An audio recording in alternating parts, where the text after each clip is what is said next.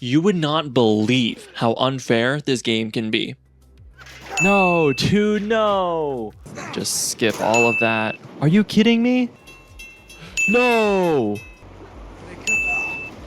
What am I supposed to do? Hi, I'm Matt and we're trying to beat Uncharted 2 on brutal difficulty. We're starting here on chapter 12 with a not so impressive 251 deaths already. Here goes it. So naturally, this chapter opens with an interesting multi-stage arena. We're able to stealth the first enemy up top, but then I died just to prove a point, which was pretty stupid of me.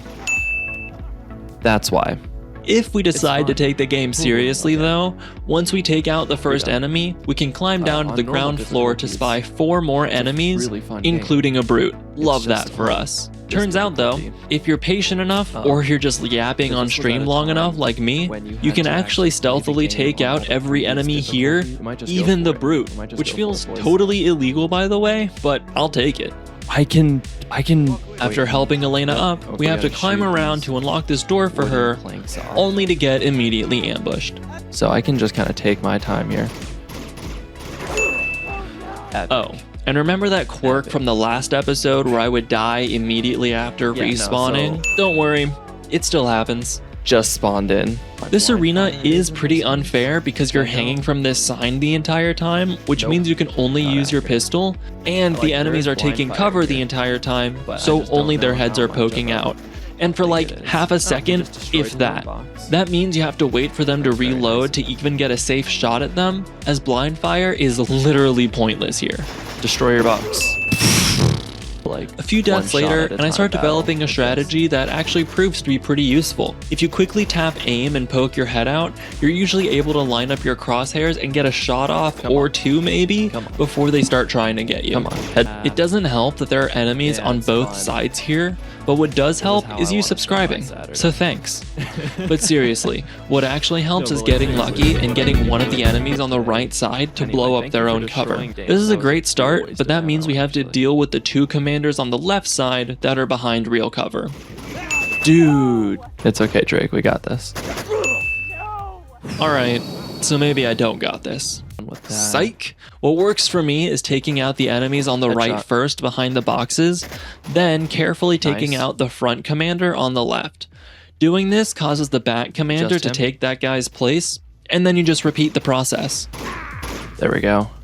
Doing this though causes enemies to come behind you, and Elena can't even help you here. For some reason, Nate gets overly optimistic about this, and that's when I learned that there's not even a good checkpoint for this section. Got him. I think that's all of them. Nope, not all of them. No! Where is it gonna go?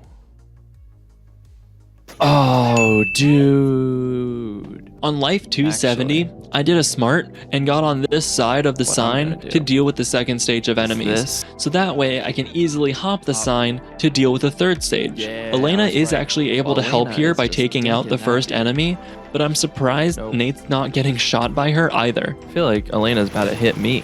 It takes a bit, but eventually we take out the last enemies, collect a bunch of ammo, and climb out, finally ending this arena. Alright, skip movie, finally. After splitting up from Elena, we zipline down from the top of this building all the way to the ground with no brakes, because Nate's just built different. From here, we climb through this train depot and decide that the best way out is to send this train car straight through the fucking wall and into another arena. Hey, we're in A train. Luckily for us though, this car was hiding all manner of weapons in its seats, and now they're strewn about for us to use. Another lucky thing is all the propane tanks scattered around this arena, but it's best to use them sparingly to get the most bang for your buck. Ha! Okay. Come on, come on. Okay, that's fine, that's fine. It was in fact not fine. I'm also convinced that shooting the propane tanks is what's killing me, so maybe that's not such a good idea. Which is very fun, as you can tell. That's when I figure out that it's best to throw a grenade at the propane tanks to blow them up instead of shooting them, but you have to be kind of quick about it because otherwise this shotgunner can somehow safely run through the flurry of bullets into your train car and erase you. And here, I start learning how to properly use the dragon sniper to take out enemies, but if you get too distracted by the enemies directly in front of you, it becomes less useful. No, dude, no.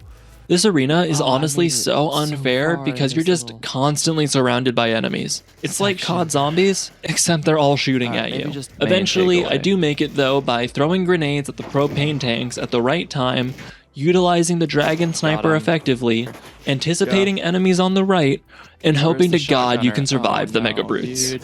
I don't know how to deal with this. Oh yeah, that's another reason why this arena sucks. 2 mega brutes spawn towards the end, and there's There we literally go. nothing you can do against them. So thank God Elena comes to save us and drives us into chapter 13. Oh, thank God. Okay. Skip movie. Let's go, dude. The goal now is to get to the front of the train, and it actually starts out easy enough. We just climb around, grab some weapons, and stealth the first couple of enemies. You're done. Then I kick down a door that I didn't need to, which leads to me getting killed by an enemy I didn't even see. Alright. What the f... Then I learned that while you can stealth the entire first train car, you can't stealth the next one that has a turret. There's also 2 enemies standing on the back of it, and there's no easy way to take them out either. Just skip all of that. Are you kidding me? Also, be careful when meleeing on top of the train because, the train doesn't stop moving. That... Dude. To get past these enemies, I learned that I can throw a grenade into the train car to distract all of them, and then throw a second grenade to actually kill them all. But this one should. You also have to watch out for these ringing train signal things because they can totally take you out too. There we go. I think that got everyone. Uh-oh, get up. No! Uh-oh. But like seriously, why are they even here if we're in the middle of the freaking jungle? At least I made it to a checkpoint though. After some more climbing and dodging, we encountered the next set of enemies in basically the worst designed shooting range ever. After a few deaths, I used Nate's luck again to shoot an enemy that's holding a grenade, which blows them both up, and wait for the farther enemy to reload before taking him out too. There we go. And surprise, surprise, Nate's mortal enemy, another helicopter, shows up, and the game is really like, you should probably keep moving forward if you don't want to die. Thankfully, that's the next checkpoint though. I'll also say with the helicopter here, each train car basically becomes a timer because if you wait too long on any one car, the helicopter will delete it. Surely that's the most economical and environmentally friendly thing to do, right? Uh-oh. So I am actually also on a timer. We continue making our way forward though, taking out enemies and being sure not to stay on any one platform for too long. Let's go. I finally make it to the end and try to take out the last couple of enemies when Nate's luck runs out. Come on, dude. Oh, I got him as he got me. Now that's actually unfair. So it's back to shimmying, climbing, and blind firing our way forward. This time though, I use a grenade to take out the last couple of enemies, and that works. So I grab the RPG and use its one round on the helicopter before mashing triangle and nearly falling off the train. Let's go. But at least we made it to chapter 14. Alright, chapter 14, tunnel vision. So good news, no more helicopter, but bad news, we're still on the train. We grab a fresh West 44, ledge kill this brute, and then try to use the dragon snipers that are right here since there's like 4 of them. Only problem is the train is still moving and the next set of enemies are really far away. I also learned that you can't just shimmy past them. Oh, now they do. Okay. So I eventually got lucky with my sniper shots, but quickly realized that doesn't make shimmying alongside of the train any more of a good idea. No, dude. That's when I figured out it's actually best to use the M4 on the enemies in front, and then use the dragon snipers on the enemies that are farther back. From here, you just run forward to spawn the next set of enemies, but quickly run back and hang off the side of the train, so that way the obstacles overhead knock them out. Hey, that was both of them. After shooting this lock, we climb up, and suddenly we're not in the tunnel anymore. Equally suddenly, I died. And again, and again, It won't let me. And again. You know what? To hell with it. Let's just add a few more on the counter for good measure. Wow, can I go this way? What am I supposed to do? I'm finally able to roll into the train, but I still have no idea what to do. And then I randomly died from an enemy who I guess was on the same train car I was in. I don't know. You tell me. Shooting me. Oh, that's awesome. And yet, you wonder why I think this game is unfair. Are you seeing it now? Like, right as I start. They literally... No. Jesus.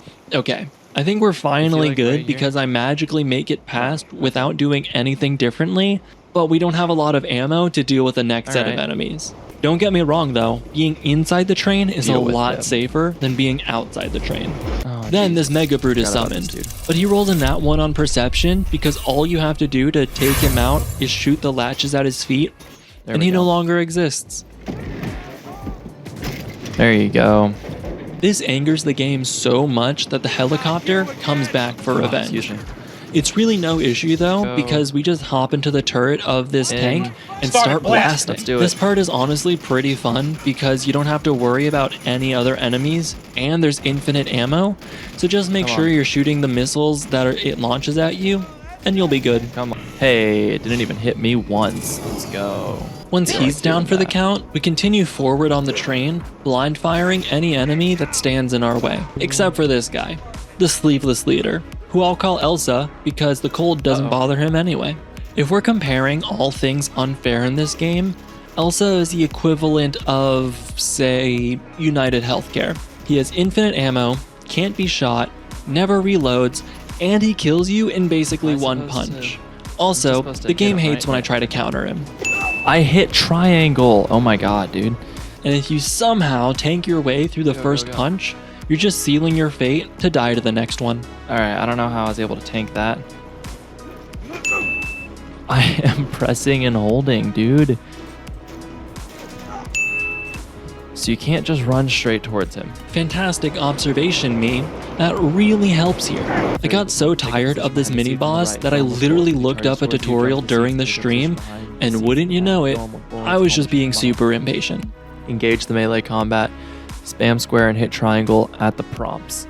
So I should just wait. Turns out, if you shoot off Elsa's helmet, he'll be forced to rush you. And if you just wait half a second, a freaking triangle button prompt will appear on screen telling you when to counter. Damn it, dude. There is a button for you to hit, and he shot me anyway. And just like that, I finally take him out on my third real attempt. Square. And I think it's time for a death recap. Square. Square. Let's go. Out of here. All told, this episode could have been a bit worse, but not by much. Starting us off, Chapter 12 gave us 30 deaths, Chapter 13 upped it a little bit with 33 deaths, and Chapter 14 rounded us out with 46 deaths. This gives us an episode total of 109 deaths, which isn't that bad frankly, and a series total so far of 360 deaths. I think the dumbest death is either any of the times I couldn't roll back into the train, or any of the times I couldn't counter against Elsa, because they both made me heavily question my controller inputs. So yeah, if I've learned anything from this, it's that this game isn't just brutal, it's completely unfair. Am I going bald right there? Better not be. Maybe get a shot off by hopping on this side of, like... Sorry, I just had like a flashback to when I did the middle school morning announcements. Awesome! I think that actually went pretty well.